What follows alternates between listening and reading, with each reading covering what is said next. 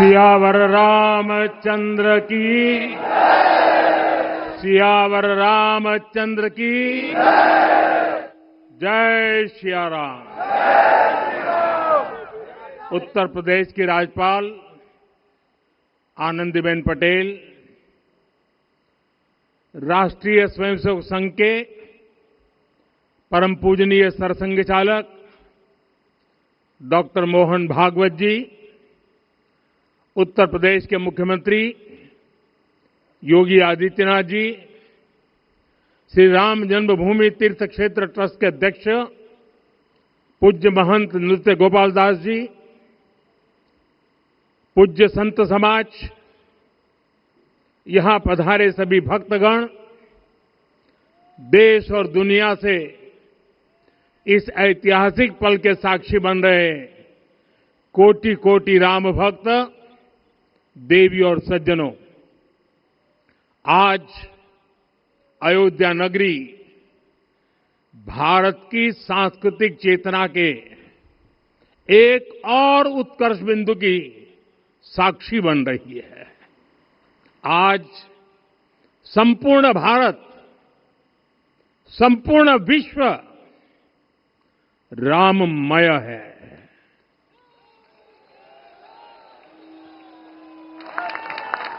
हर राम भक्त के हृदय में अद्वितीय संतोष है, असीम कृतज्ञता है, अपार अलौकिक आनंद है। सदियों के घाव भर रहे हैं, सदियों की वेदना आज विराम पा रही है, सदियों का संकल्प आज सिद्धि को प्राप्त हो रहा है। आज उस यज्ञ की पूर्णाहुति है जिसकी अग्नि 500 वर्ष तक प्रज्वलित रही, जो यज्ञ एक पल भी आस्था से डिगा नहीं, एक पल भी विश्वास से टूटा नहीं। आज भगवान श्री राम के गर्भगृह की अनंत ऊर्जा, श्री राम परिवार का दिव्य प्रताप इस धर्म ध्वजा के रूप में इस दिव्यतम भव्यतम मंदिर में प्रतिष्ठापित हुआ है। और साथियों, ये धर्म ध्वजा केवल एक ध्वजा नहीं, ये भारतीय सभ्यता के पुनर्जागरण का ध्वज है। इसका भगवा रंग, इस पर रचित सूर्य वंश की ख्याति, वर्णित ओम शब्द और अंकित कोविदार वृक्ष राम राज्य की कीर्ति को प्रतिरूपित करता है। ये ध्वज संकल्प है, ये ध्वज सफलता है, ये ध्वज संघर्ष से सृजन की गाथा है, ये ध्वज सदियों से चले आ रहे स्वप्नों का साकार स्वरूप है। ये ध्वज संतों की साधना और समाज की सहभागिता की सार्थक परिणति है। साथियों, आने वाली सदियों और सहस्त्र शताब्दियों तक ये धर्म ध्वज प्रभु राम के आदर्शों और सिद्धांतों का उद्घोष करेगा। ये धर्म ध्वज आह्वान करेगा, सत्यमेव जयते नानृतम, यानी जीत सत्य की ही होती है, असत्य की नहीं। ये धर्म ध्वज उद्घोष करेगा, सत्यम एक पदम, ब्रह्म सत्य धर्म प्रतिष्ठित, अर्थात सत्य ही ब्रह्म का स्वरूप है, सत्य में ही धर्म स्थापित है। ये धर्म ध्वज प्रेरणा बनेगा, प्राण जाए पर वचन न जाहि, अर्थात जो कहा जाए वही किया जाए।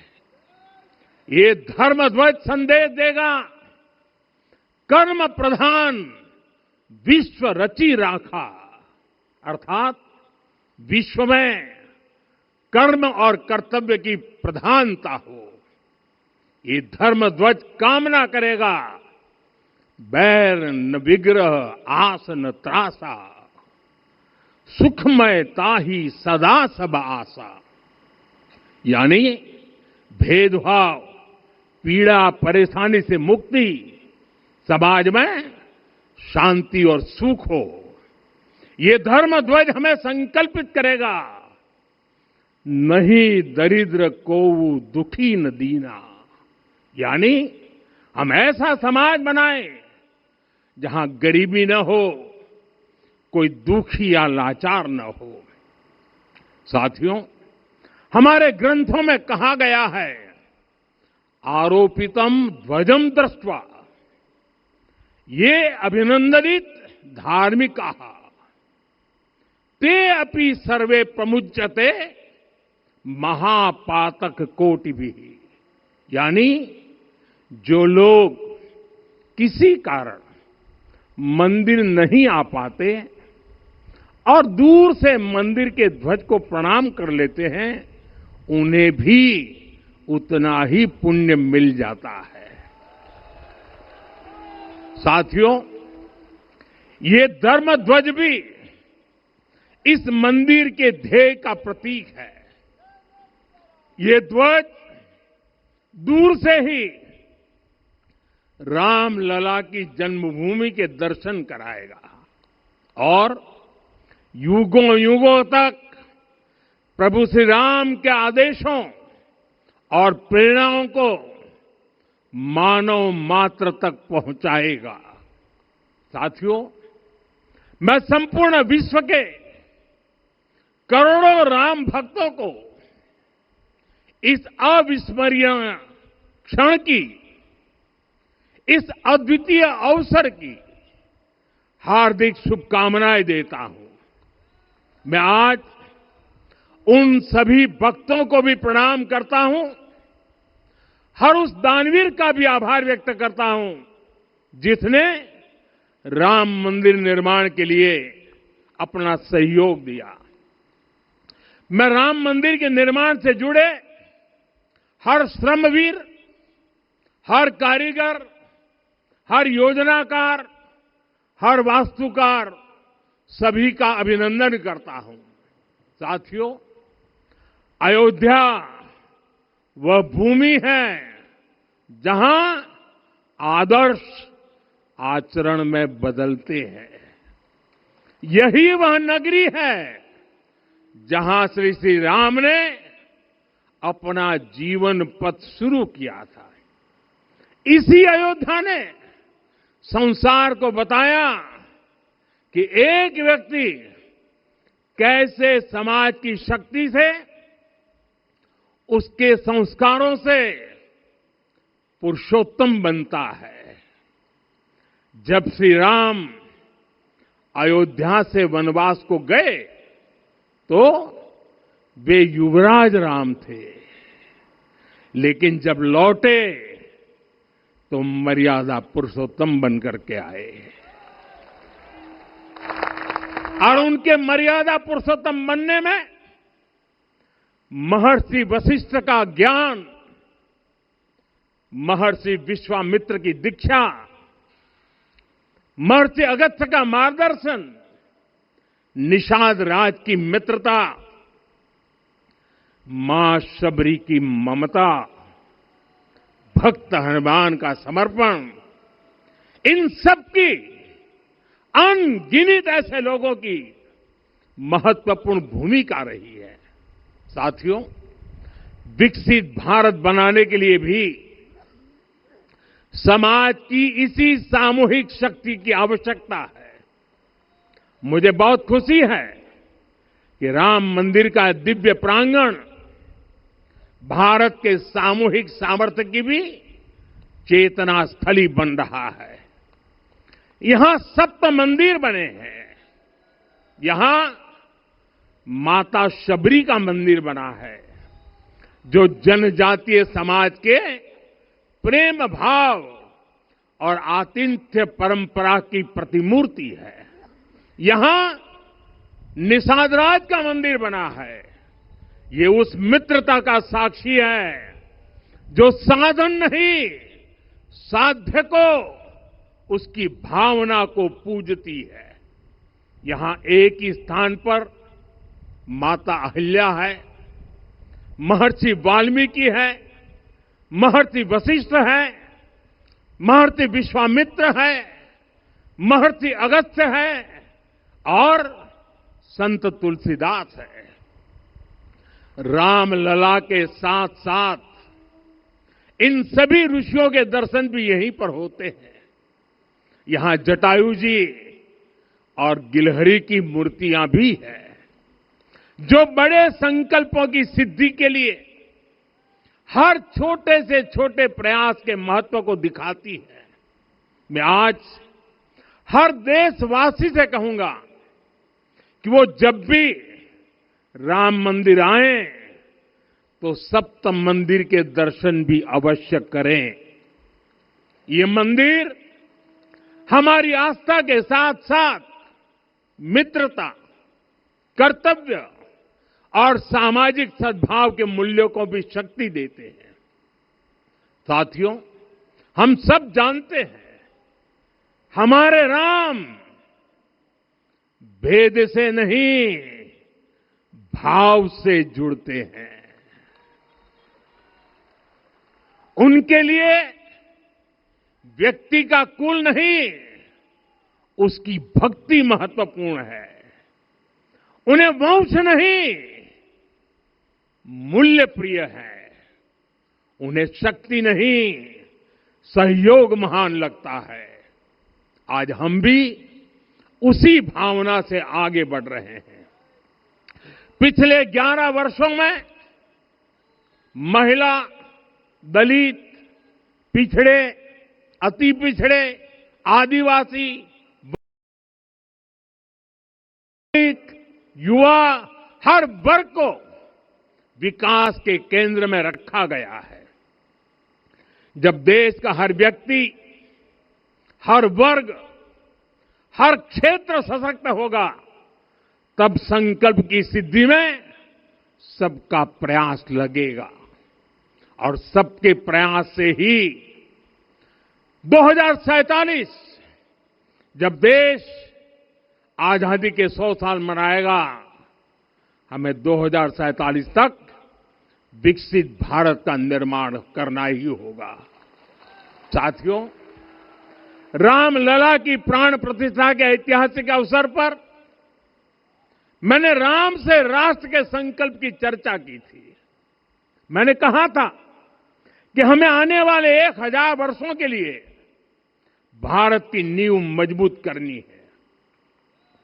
हमें याद रखना है, जो सिर्फ वर्तमान का सोचते हैं वो आने वाली पीढ़ियों के साथ अन्याय करते हैं। हमें वर्तमान के साथ साथ भावी पीढ़ियों के बारे में भी सोचना है, क्योंकि हम जब नहीं थे ये देश तब भी था, जब हम नहीं रहेंगे ये देश तब भी रहेगा। हम एक जीवंत समाज है, हमें दूरदृष्टि के साथ ही काम करना होगा। हमें आने वाले दशकों, आने वाली सदियों को ध्यान में रखना ही होगा। और साथियों, इसके लिए भी हमें प्रभु राम से सीखना होगा। हमें उनके व्यक्तित्व को समझना होगा। हमें उनके व्यवहार को आत्मसात करना होगा। हमें याद रखना होगा, राम यानी आदर्श, राम यानी मर्यादा, राम यानी जीवन का सर्वोच्च चरित्र, राम यानी सत्य और पराक्रम का संगम। दिव्य गुणे शक्र समो रामः सत्य पराक्रमः। राम यानी धर्म पथ पर चलने वाला व्यक्तित्व। रामः सत्पुरुषो लोके सत्यः सत्यपरायणः। राम यानी जनता के सुख को सर्वोपरि रखना, प्रजा सुखत्वे चंद्रस्य। राम यानी धर्म और क्षमा का दरिया। वसुधाया क्षमा गुणे है। राम यानी ज्ञान और विवेक की पराकाष्ठा। बुद्धया बृहस्पते तुल्य। राम यानी कोमलता में दृढ़ता। मृदु पूर्वज भाषते। राम यानी कृतज्ञता का सर्वोच्च उदाहरण। कदाचन नोपकारेण कृति नैकेन तुष्यति। राम यानी श्रेष्ठ संगति का चयन। शीला वृद्धे ज्ञान वृद्धे वयोवृद्धे च सज्जने। राम यानी विनम्रता में महाबल। वीर्यवान च वीर्येण महता स्वेन विस्मितः। राम यानी सत्य का अडिग संकल्प। न च अनुत्र कथो विद्वान। राम यानी जागरूक, अनुशासित और निष्कपट मन। निस्तिंद्र अपम्रत च स्वदोष परदोषवित। साथियों, राम सिर्फ एक व्यक्ति नहीं, राम एक मूल्य है, एक मर्यादा है, एक दिशा है। अगर भारत को साल 2047 तक विकसित बनाना है, अगर समाज को सामर्थ्यवान बनाना है, तो हमें अपने भीतर राम को जगाना होगा। हमें अपने भीतर के राम की प्राण प्रतिष्ठा करनी होगी। और इस संकल्प के लिए आज से बेहतर दिन और क्या हो सकता है। साथियों, 25 नवंबर का यह ऐतिहासिक दिन अपनी विरासत पर गर्व का एक और अद्भुत क्षण लेकर आया है। इसकी वजह है धर्म ध्वजा पर अंकित कोविदार वृक्ष। ये कोविदार वृक्ष इस बात का उदाहरण है कि जब हम अपनी जड़ों से कट जाते हैं तो हमारा वैभव इतिहास के पन्नों में दब जाता है। साथियों, जब भरत अपनी सेना के साथ चित्रकूट पहुंचे तो लक्ष्मण ने दूर से ही अयोध्या की सेना को पहचान लिया। ये कैसे हुआ, इसका वर्णन वाल्मीकि जी ने किया है। और वाल्मीकि जी ने क्या वर्णन किया है? उन्होंने कहा है, विराजित उद्गत स्कंधम कोविदार ध्वज रथे। लक्ष्मण कहते हैं, राम, सामने जो तेजस्वी प्रकाश में विशाल वृक्ष जैसा ध्वज दिखाई दे रहा है, वही अयोध्या की सेना का ध्वज है। उस पर कोविदार का शुभ चिन्ह अंकित है।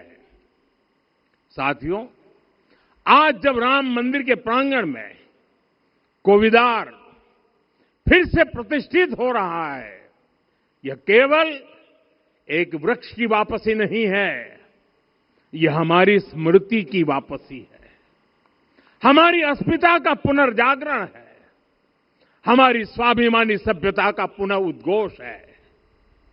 कोविदार वृक्ष हमें याद दिलाता है कि जब हम अपनी पहचान भूलते हैं तो हम स्वयं को खो देते हैं, और जब पहचान लौटती है तो राष्ट्र का आत्मविश्वास भी लौट आता है।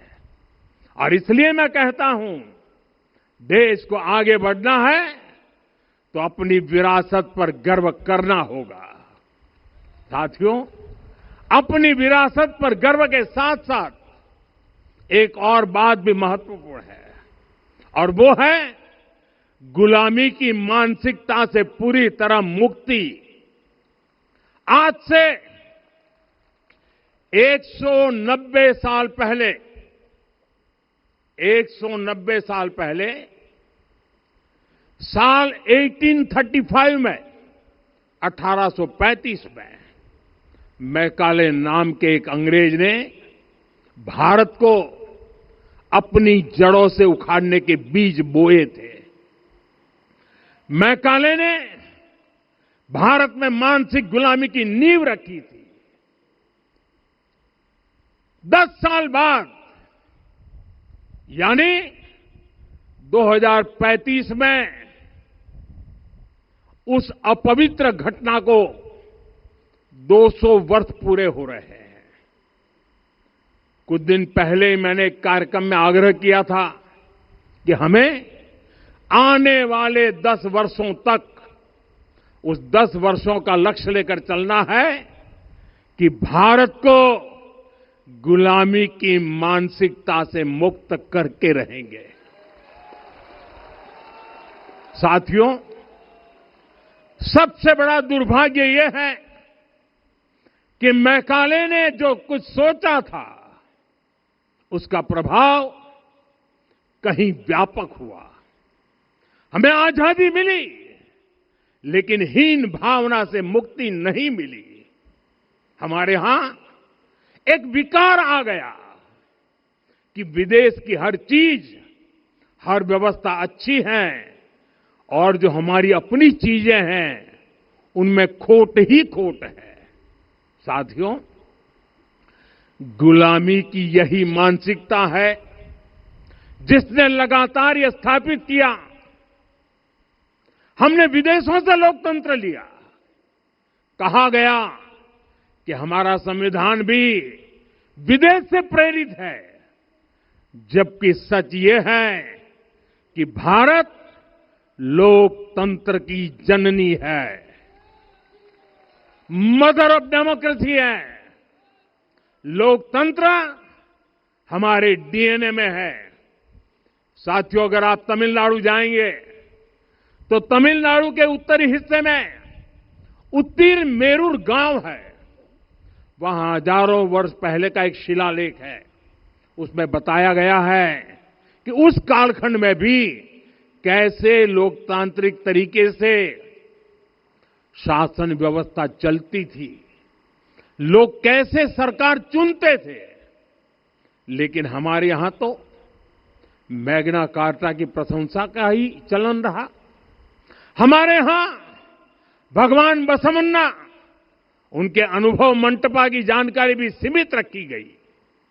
अनुभव मंटपा यानी जहां सामाजिक, धार्मिक और आर्थिक विषयों पर सार्वजनिक बहस होती थी, जहां सामूहिक सहमति से निर्णय लिए जाते थे।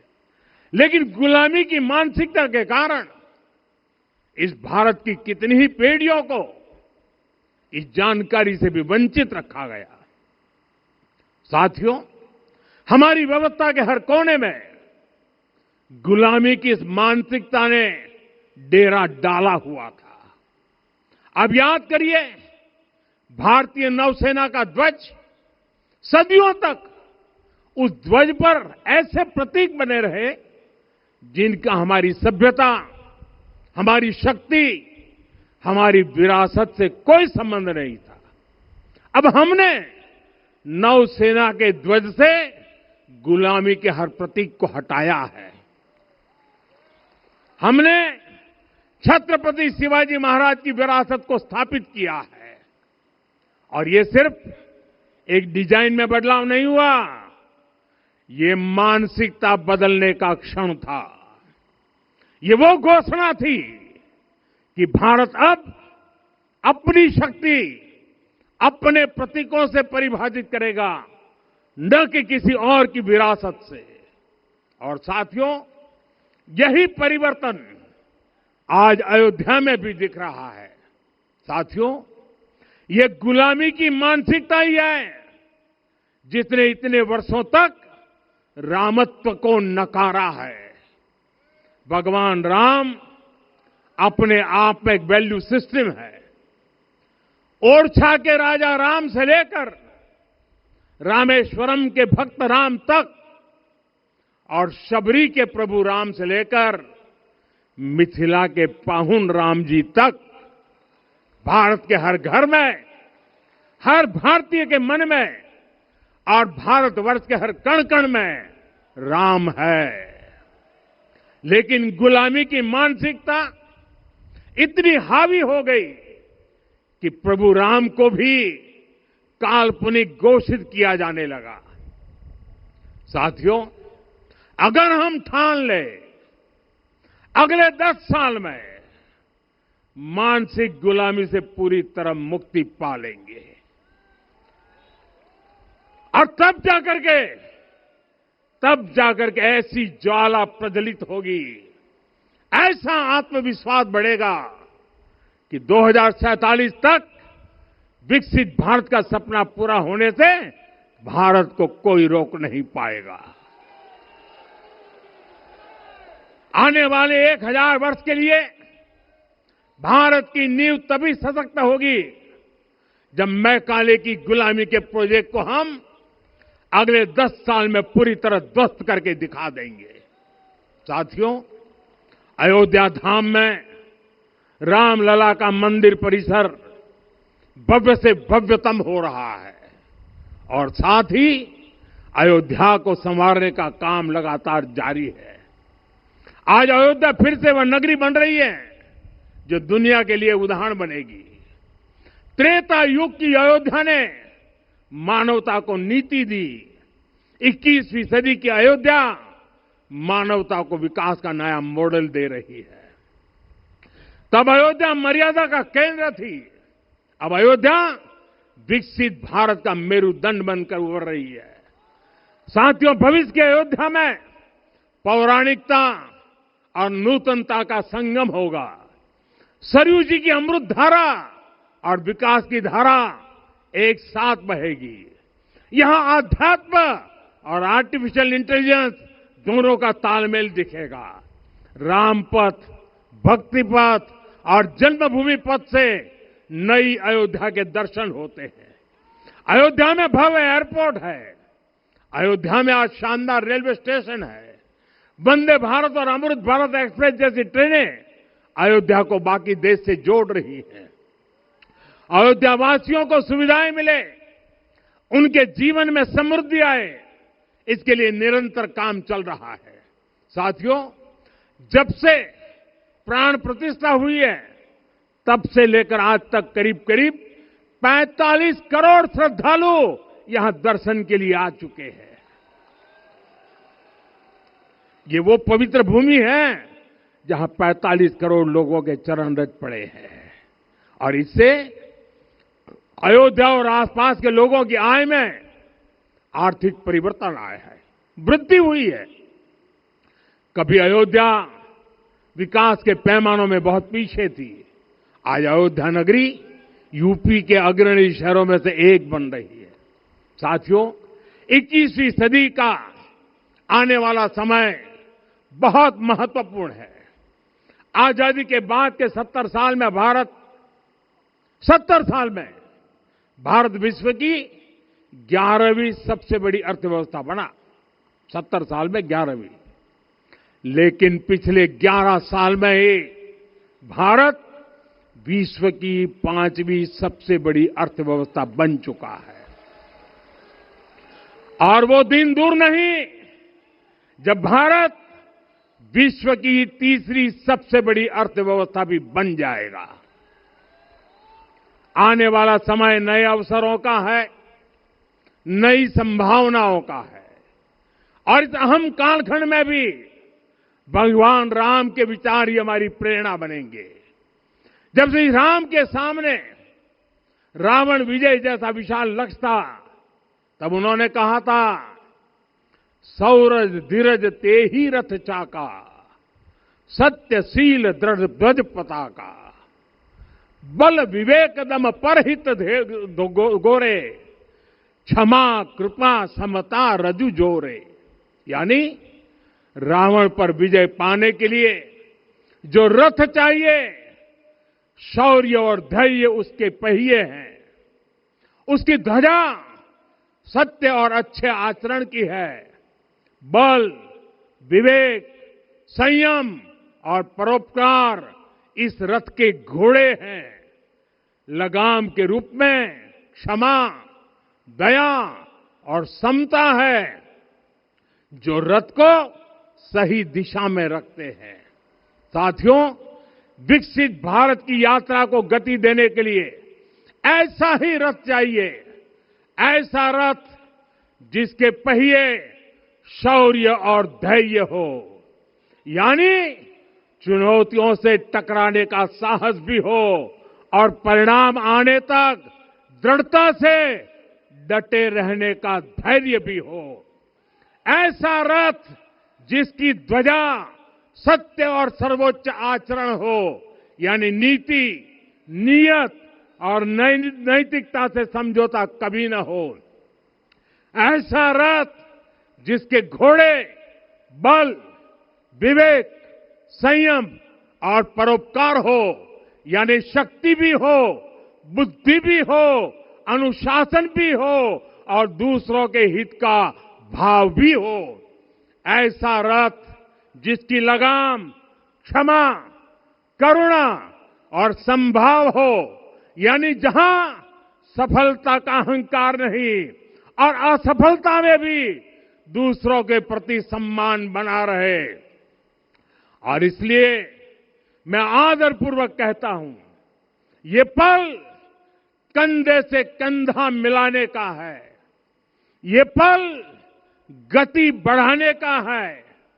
हमें वो भारत बनाना है जो राम राज्य से प्रेरित हो, और ये तभी संभव है जब स्वयं हित से पहले देश हित होगा, जब राष्ट्र हित सर्वोपरि रहेगा। एक बार फिर आप सभी को बहुत बहुत शुभकामनाएं देता हूं। जय सिया राम, जय सिया राम, जय सिया राम।